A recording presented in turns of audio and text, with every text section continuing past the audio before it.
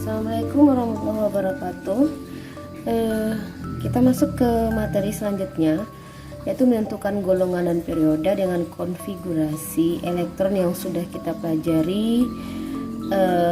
Bilangan kuantum juga sudah kita pelajari. Sekarang kita masuk menentukan golongan dan periode dengan konfigurasi elektron, ya. Sebelumnya kita review dulu. Pada keterangan kemarin di bilangan kuantum magnetik,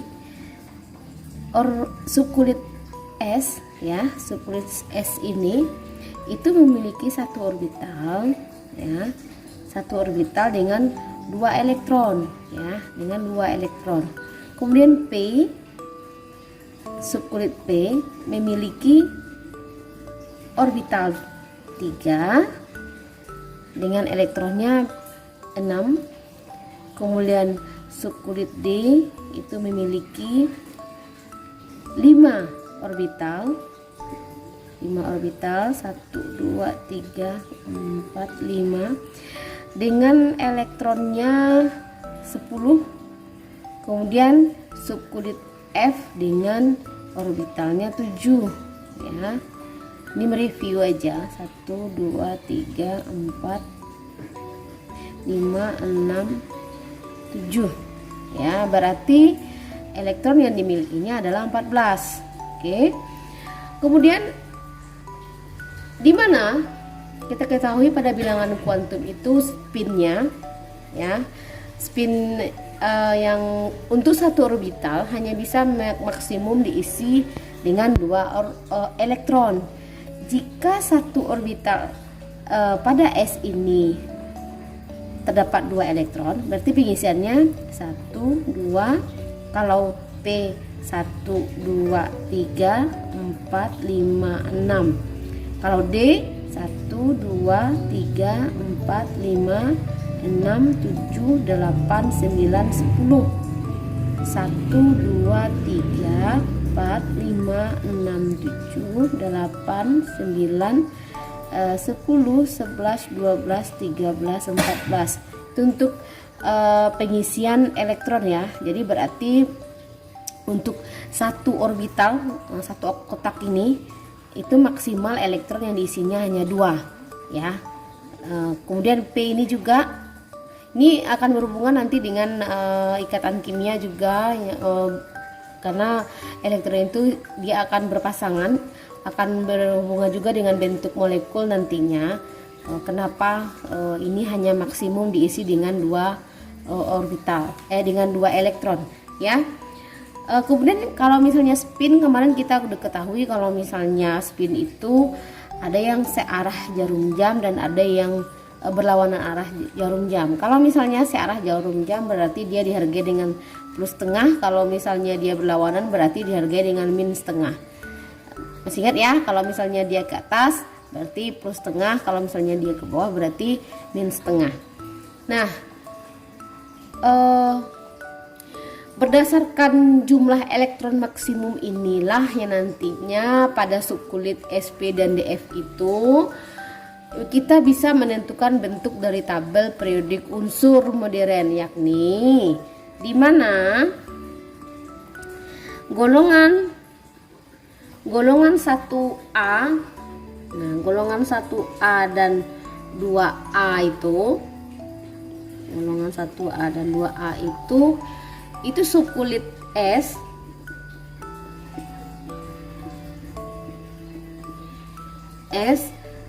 dengan 2 kolom, 2 kolom, ya. 2 kolomnya dari sini. Nah, kita coba lihat tabel periodik unsur, ya, cari tabel periodik unsur kita, oke, yang ini, ya. Jadi katanya tadi golongan 1A dan 2A itu subkulit S 2 kolom. Jadi golongan 1A dan 2A, 1, 2 ini adalah berarti subkulitnya ini adalah S, ya. Subkulit S yang ini. 2 ini dari mana datangnya? Dari elektron yang ada di orbital ini. Oke, kita lanjut.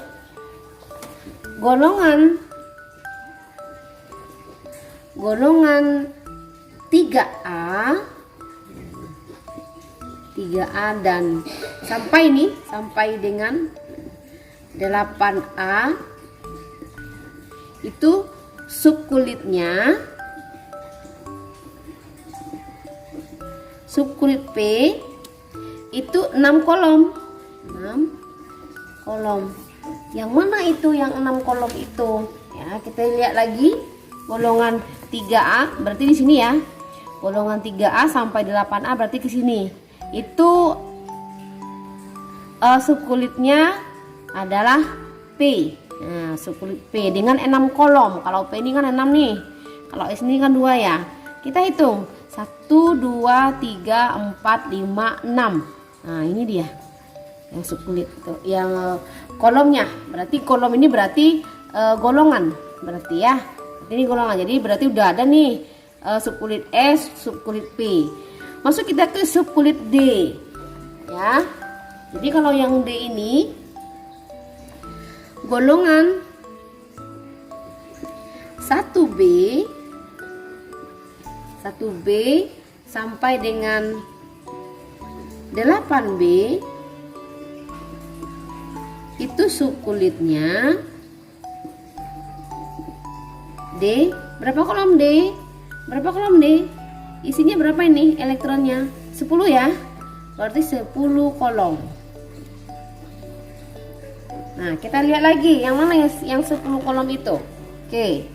Berarti ini golongan dari 1B, 2B, 3B, 4B. Berarti 1, 2, 3, 4, 5, 6, 7, 8, 9, 10.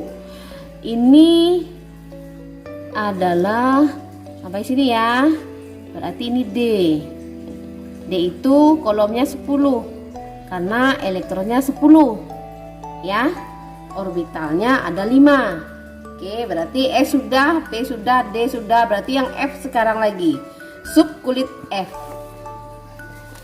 Ini berarti golongan lantanida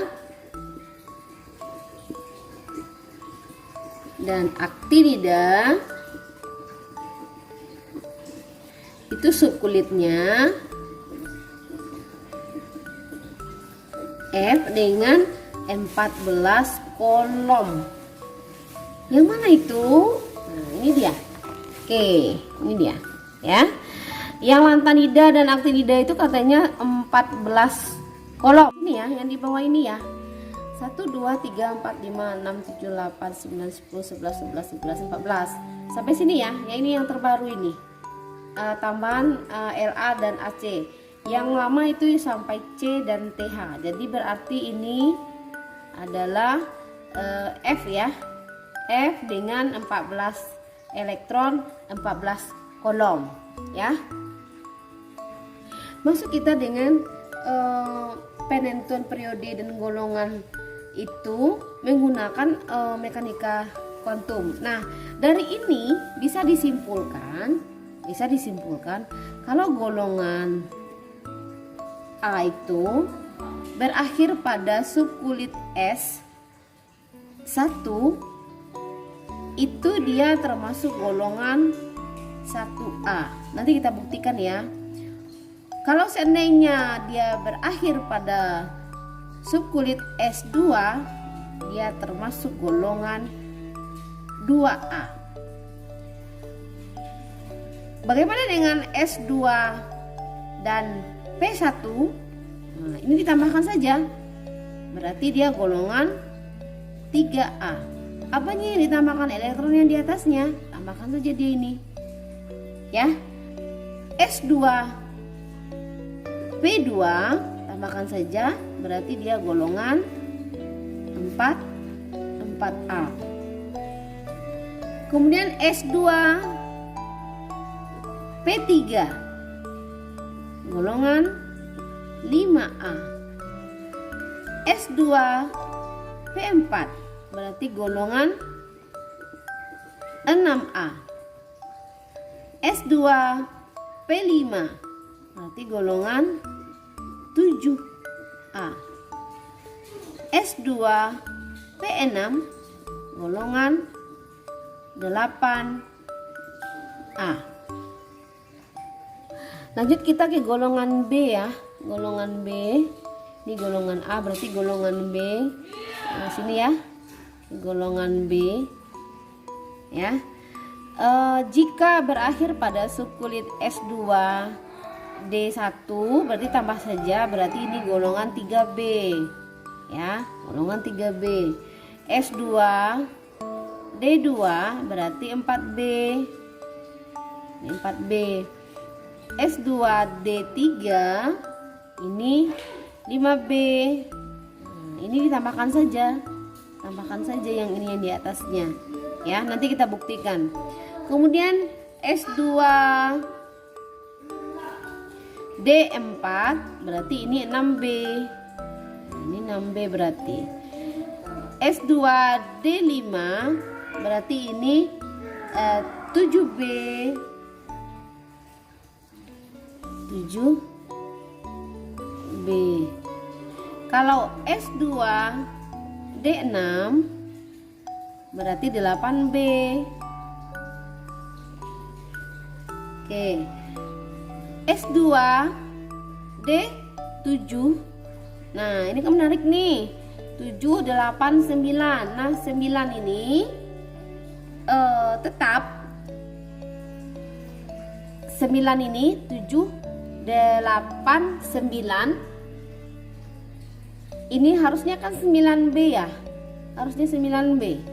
Tetapi karena di tabel kita itu 8B, berarti ini masuk ke golongan 8B. S2 D8 berarti ini kan 10B ya, yang ini ya. Ini harusnya 10B, tapi tetap 8B. Nah, ini istimewanya ini. Yang ini, berarti ini yang 3 ini 8B. Bagaimana dengan S2 D9? Ini kan harusnya 11 ya. 9, 10, 11. Berarti ini menjadi 1B. Oke. S2 D10 ini menjadi 2B.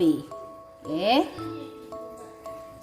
Untuk penamaannya, yang golongan 1A ini adalah alkali. Biasanya dikasih nama alkali. Ini alkali ya. Kemudian ini alkali tanah. Alkali tanah. Yang ini.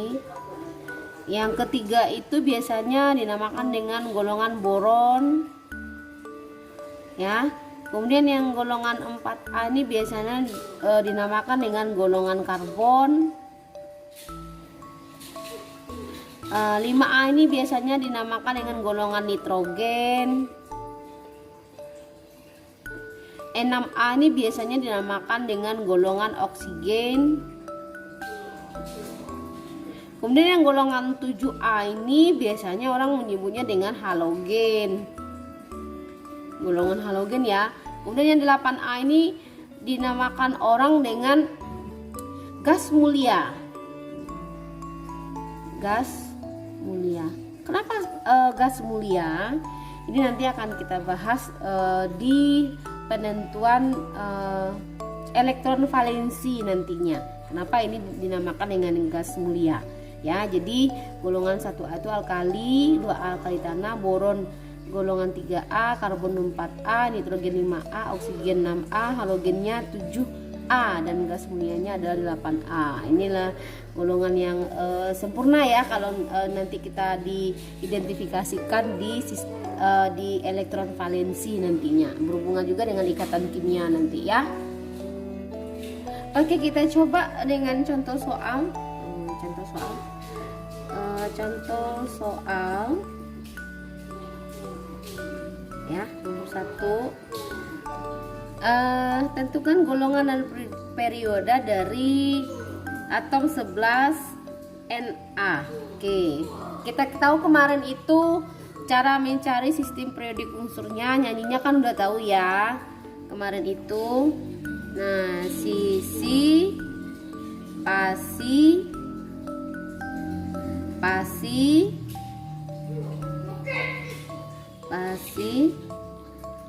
dipasi, nah, dipasi. Nah, sampai ini aja dulu. Oke. Ya, kalau misalnya ini boleh lihat video sebelumnya. Oke, kita masuk ke 1S2 dulu.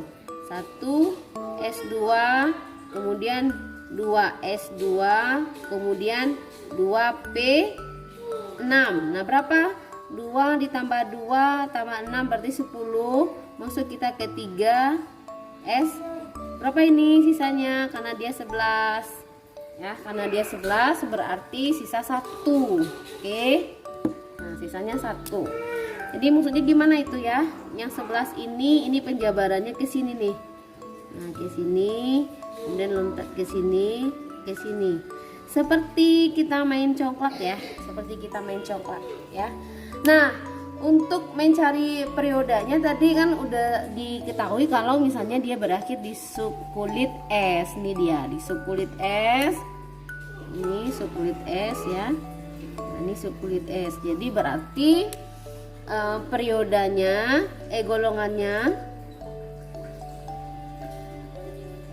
termasuk ke golongan 1A ya, alkali.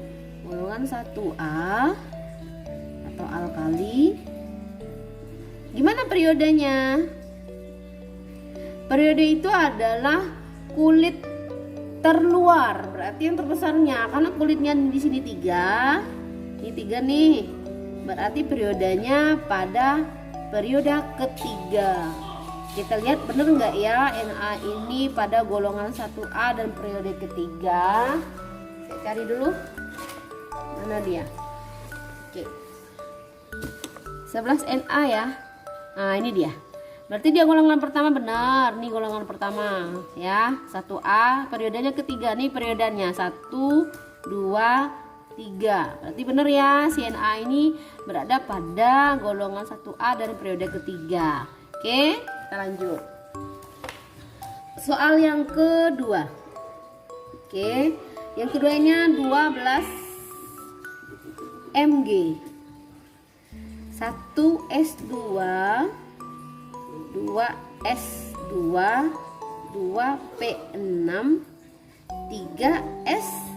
Kita hitung dulu yang 12 ini. 2 tambah 2 tambah 6 10, berarti sisanya 2. Berarti di sini 2 ya. Oke. Yang mana itu? Yang ini ya, yang 12 itu. Dia masuk ke sini nih. Nih yang 12 itu. Ya, berarti ke sini dia. Ya, nomor 2 itu. Yang terakhirnya kan subkulitnya S ini. Nah, ini S ya. Oke, berakhir pada subkulit S. Jika berakhir pada subkulit S2, berarti golongannya adalah golongan 2A. Nah, ini golongan 2A. Berarti alkali tanah ya.